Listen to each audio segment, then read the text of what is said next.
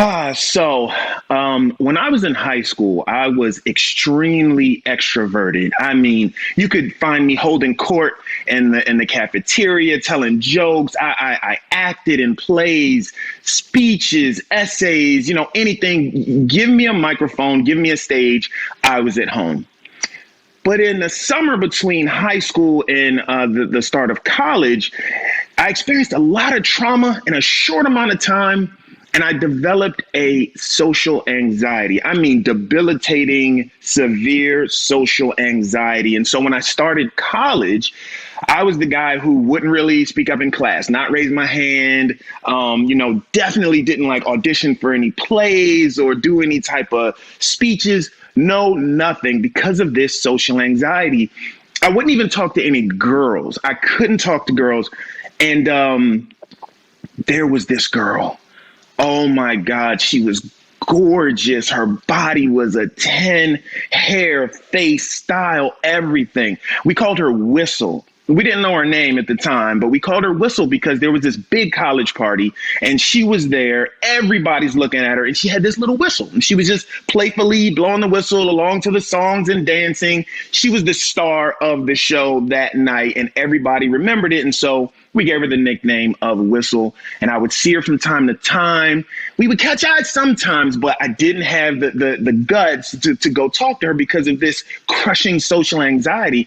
And so I never said anything to her. So time went by.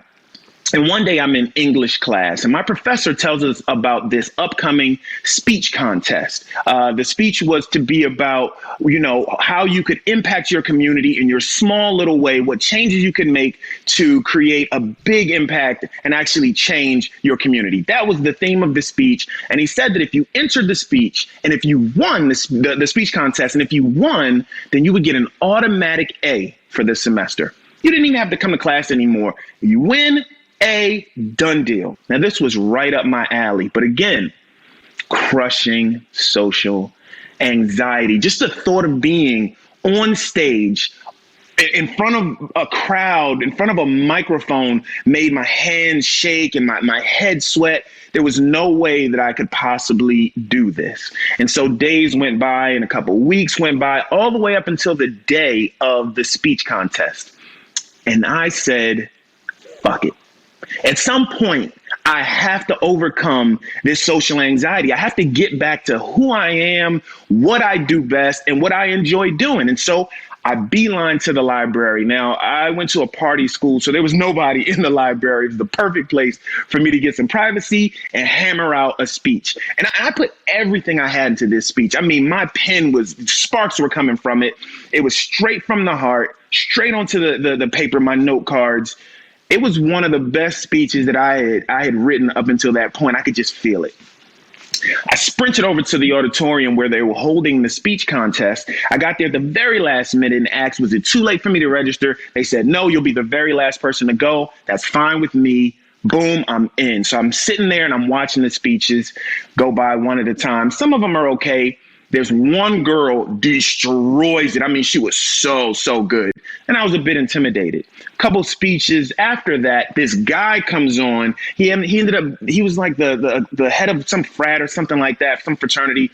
And he absolutely brings the house down. So now I'm really intimidated. And I'm thinking like, damn, I got to follow that. So it's my turn.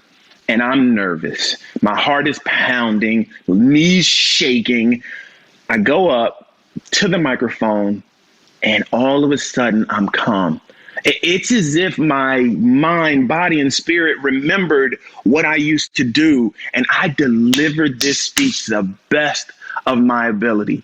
After I was done, the crowd gave me a pretty loud applause. I go back, I sit down, the judges come up and they're naming the winners.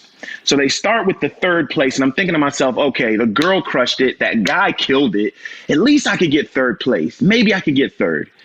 Third place, they named the girl. I'm like, shit. I was really disappointed because I thought at least I got third place. No dice. Second place, the guy, the head of the frat guy who brought the house down. So I'm confused. I'm like, what the hell? Who actually won this thing? I don't get it. Winner of the speech contest, Chris Lundy, me. Oh my God. I was shocked. I was happy. I couldn't believe it. I almost had to look at my ID to make sure that I was, in fact, Chris Lundy, who just won this speech contest. I see my professor. He's giving me a round of applause. The place is going nuts. And I'm in the crowd afterward, and, people are giving me hugs and high fives and everything. And then I see none other than Whistle walking through the crowd. Talk about afterglow. I mean, the speech contest, I was on cloud nine. And then I see Whistle walking toward me, and I'm thinking, there's no fucking way she's coming toward me.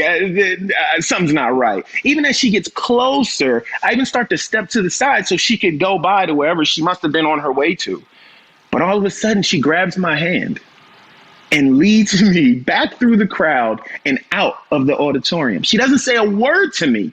She's just holding my hand, and we're just walking. And we're walking down the campus. Again, no words are being spoken. We end up walking to her dorm.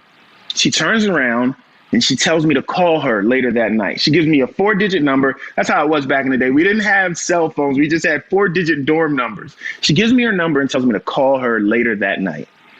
Man, afterglow. I'm on cloud nine. This is the best day of my life.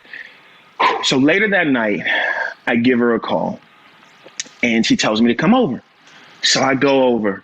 And again, I'm still beaming from the day. I mean, I had just overcome this social anxiety thing that I had been battling with, and I'm the king of the world. That's how I'm feeling. I get to her dorm room, go upstairs.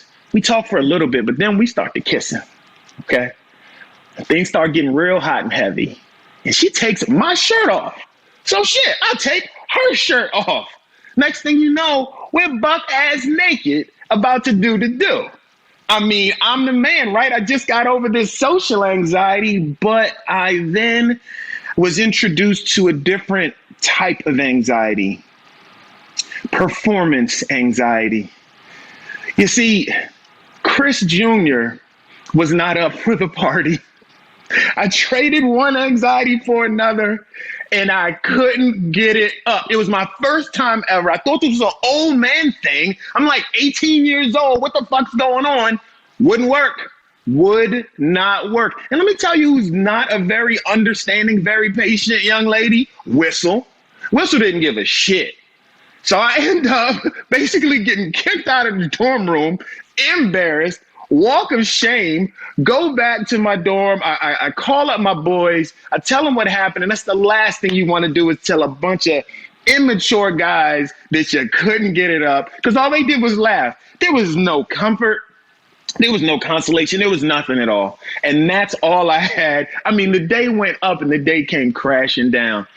But even though I had that momentary thing, because I'm fine since then, by the way, but even though I had that momentary performance anxiety thing, I was still beaming, still proud of being able to battle back that social anxiety. And it enabled me to start doing essay contests and speech contests again, and auditioning for plays and auditioning for movies and things like that. I got back to who I was, and I was able to even do things like host shows like the one you are watching tonight. Thank you.